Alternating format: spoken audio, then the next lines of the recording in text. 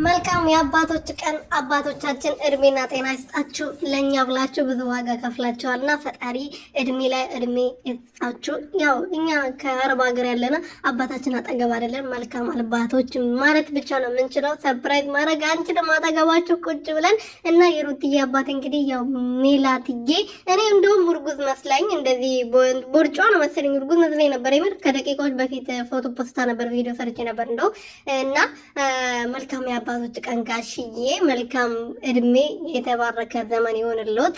ከዚህ በላይ ደግሞ እድሜ ላይ እድሜ ስጦት የሩትዬ አባት የንግስቷ አባት ማለት ነው። ሰላም ሰላም ቤተሰቦቼ እንዴት ናችሁልኝ? እኔ በጣም ደህና ነኝ፣ እግዚአብሔር ይመስገን። በያላችሁበት ሰላማችሁ ብዝት ትረፍረፍ ይበልልኝ። እንግዲህ የአባቶች ቀን አልፏል፣ ከትላንት ወዲያ ነበረ፣ ግን ሜሉዬ ቪዲዮ አለቀቀችም፣ የሩትዬ እህት ማለት ነው።